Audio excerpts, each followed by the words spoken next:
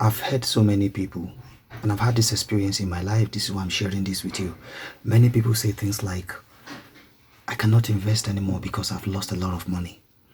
You know, it didn't work out for me. How much am I earning that I had to invest and then lost everything? Let me tell you two things today that led you to losing your money in the first place. Okay, if you are able to, you know, understand what these two things are and then the solution, trust me, make up your mind to begin investing. The purpose of investing is, and the reason why I speak about it, especially if you are an employee, okay, who sweat, you have to show up to earn your money. Okay, the reason why I'm insisting on you, okay, putting your money in an asset, income producing asset, is because, look, as long as you do not own that job, you own something. You have to own something that will produce, and the essence of it producing is because it is channeled towards creating value.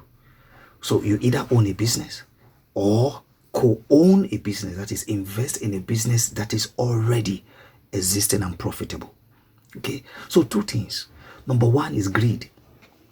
Okay, when I started my investment journey, I started with a Ponzi scheme without even knowing it. The promises, the returns, the ROI was too good to be true.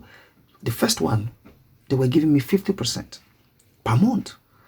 Okay, I did the first one, did the second one. If I collected my cash, I saw the cash, but I never took the cash home because I felt this is too good. I saved again from my salary and I added, and that was how it went. It vanished. The second one, I didn't learn my lesson. The second one, okay, they promised 20%. I did the same thing because it was from a church, from a man of God, supposedly man of God. The third one, the fourth one, and the fifth one, I did several. I got my fingers burnt. Greed. If it is too good to be true, look, it is not true. Greed. Number one. Number two, look, you don't do your due diligence. Okay? All of the investment that carted away with my money, and those that have carted away with your money.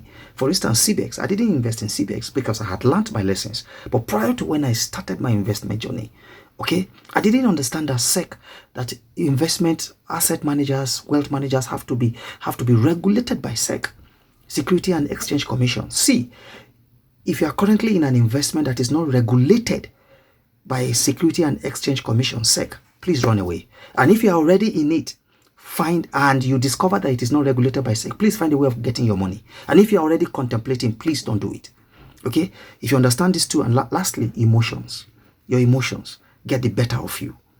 Okay, if you allow your emotion drive you, because your father has introduced this to you, your father-in-law, your mother-in-law, your wife introduced this to you, you become emotionally attached without doing your due diligence.